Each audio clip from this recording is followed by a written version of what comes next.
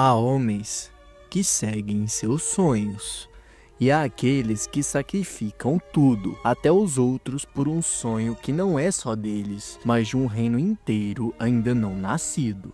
A história de Griffith, o Falcão Branco de Berserk, não é apenas a saga de um guerreiro ambicioso, mas um mergulho profundo nas tensões entre moralidade e poder, entre o idealismo mais puro e a brutalidade mais fria. Ele surge das sombras, um líder carismático e visionário, capaz de inspirar lealdade inabalável e de moldar o destino de nações. Mas sua ascensão, meteórica e implacável, nos força a questionar até onde alguém pode ir em nome de um sonho? E quando o sonho exige sangue, ainda é um sonho ou já virou tirania? Meu nome é João e sejam muito mais do que bem-vindos ao The Wanted Saga, apresentando Griffith e o mal necessário, quando o fim justifica os meios.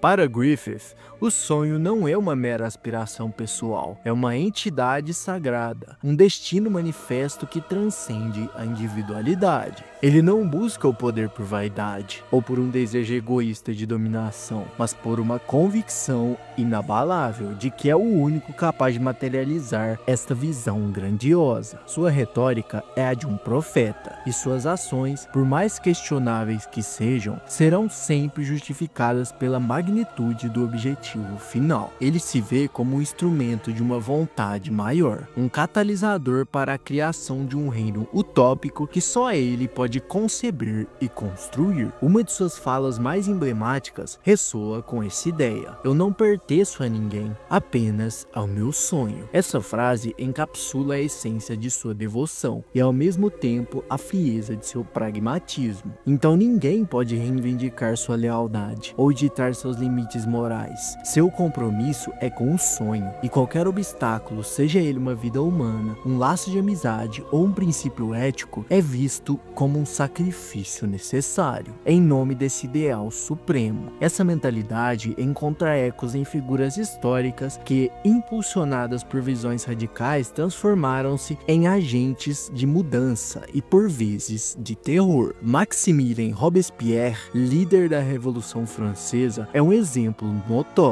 Ele começou como um fervoroso defensor da liberdade e da igualdade, mas sua crença inabalável na pureza da revolução o levou a justificar o uso da guilhotina em nome da virtude republicana. Para Robespierre, assim como Griffith, o bem maior exigia a eliminação de qualquer oposição, transformando um ideal libertador em um regime de terror. A razão de Estado, um exemplo explorado por Maquiavel, emerge aqui como a justificativa para ações que em circunstâncias normais seriam consideradas imorais. Quando o bem coletivo ou a visão de um futuro glorioso se torna a prioridade absoluta, os meios para alcançá-lo podem ser despidos de qualquer consideração ética individual. Griffith, nesse sentido, é a essência do governante que compreende e aplica essa razão de Estado com uma lucidez aterrorizante. Nicolau Maquiavel, em sua obra-prima O Príncipe, delineou as qualidades necessárias para um governante eficaz, e Griffith encarna muitas delas com uma precisão assustadora. Maquiavel introduziu os conceitos de virtude e fortuna. Virtude não se refere à virtude moral no sentido tradicional, mas sim à capacidade do príncipe de agir com astúcia, coragem e determinação para alcançar seus objetivos, adaptando-se às circunstâncias e manipulando-as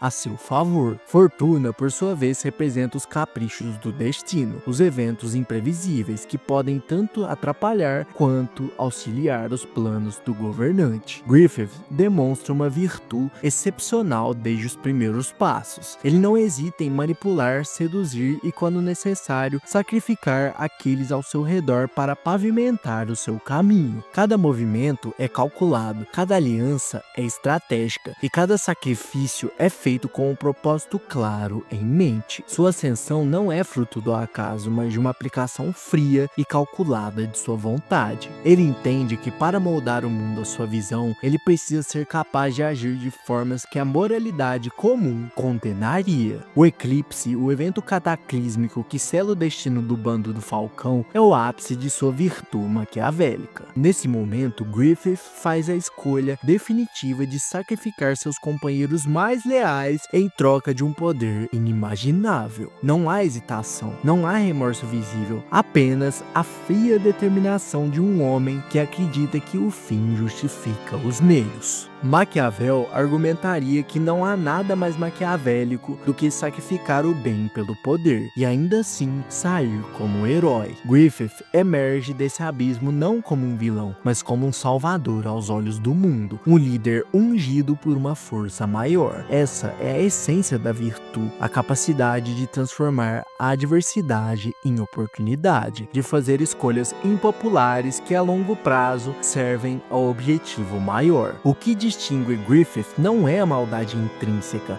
mas uma racionalidade implacável. Ele não age por impulso ou loucura, mas com uma calma estratégica que beira o desumano. Ele é o príncipe idealizado por Maquiavel, aquele que precisa aprender a não ser bom para manter o poder e alcançar seus objetivos. Sua capacidade de separar a emoção da razão, de ver as pessoas como meros peões em seu grande jogo, é o que o torna tão perigoso e ao mesmo tempo tão eficaz. Ele é a personificação da máxima maquiavélica de que para governar é preciso ser temido e amado, mas se não for possível ser ambos, é mais seguro ser temido. A história está repleta de figuras que, como Griffith, desafiaram as convenções morais em nome de um ideal maior, acreditando que seus fins justificariam os meios. Um dos exemplos mais emblemáticos é o de Júlio César. Ao cruzar o Rubicão em 49 a.C., César desafiou abertamente as leis da República Romana, que proibiam um general de entrar em Roma com suas legiões. Sua decisão, um ato de insubordinação que desencadeou em uma guerra civil, foi justificada por ele como necessária para salvar Roma da corrupção e da ineficácia do Senado. Ele acreditava que apenas uma liderança forte e centralizada poderia restaurar a ordem e a glória de Roma, mesmo que isso significasse derrubar as instituições republicanas. Assim como Griffith, César não agiu por capricho ou por uma sede desenfreada de poder pessoal, mas por uma convicção profunda de que ele era o único capaz de guiar Roma ao seu verdadeiro destino. Ele era um estrategista brilhante, um líder carismático e um visionário que via além das limitações de seu tempo. Suas ações, por mais brutais que pudessem parecer, eram sempre calculadas para servir a um propósito maior.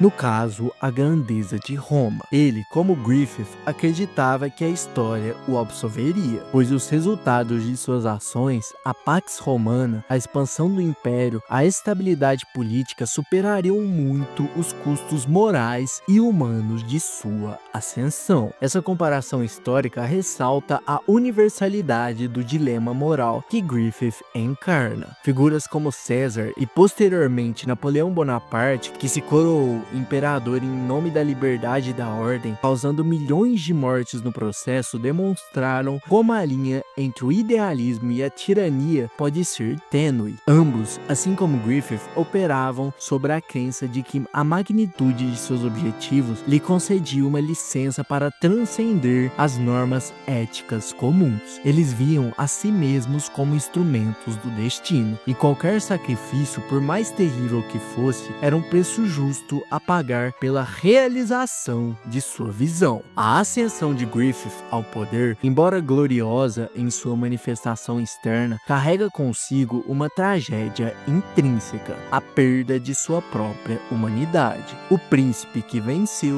mas deixou de ser humano, é uma figura paradoxal, cuja vitória é também uma forma de aniquilação. Ele se torna a encarnação perfeita do líder eficaz, mas ao custo de sua alma, de sua capacidade de sentir empatia, de se conectar com os outros em um nível genuíno. Max Weber, em sua distinção entre a ética da convicção e a ética da responsabilidade, oferece uma lente valiosa para analisar a trajetória de Griffith. A ética da convicção se baseia em princípios morais absolutos. Independentemente das consequências, a ética da responsabilidade, por outro lado, foca nas consequências das ações, exigindo que o governante assuma a responsabilidade pelos resultados, mesmo que isso signifique comprometer seus ideais. Griffith, em sua busca implacável pelo sonho, adota uma ética de responsabilidade levada ao extremo, onde o fim justifica absolutamente todos os meios, e as consequências de suas ações são aceitas como um preço necessário a pagar. O governante, nesse sentido, não é julgado pelas intenções, mas pelas consequências de seus atos. Griffith sacrifica sua humanidade para assumir o papel de líder absoluto, de um ser quase divino. Ele não é movido por ódio ou por uma maldade intrínseca, mas por um sonho que o consome, e por extensão consome todos ao seu redor. Sua frieza não é um traço de caráter, mas uma ferramenta, uma armadura que ele veste para suportar o peso de suas decisões. A tragédia reside no fato de que, ao se tornar o que ele acreditava ser necessário para realizar seu sonho, ele se distancia irremediavelmente daquilo que o tornava humano, a capacidade de sentir, de amar e de se arrepender. Todas essas facetas são gradualmente erodidas em nome da eficiência e da visão. Ele se torna um líder perfeito, mas um homem vazio, um eco de sua antiga forma. Retornamos então à pergunta que permeia toda a jornada de Griffith. O fim justifica os meios? A jornada do Falcão Branco nos oferece uma resposta complexa e perturbadora.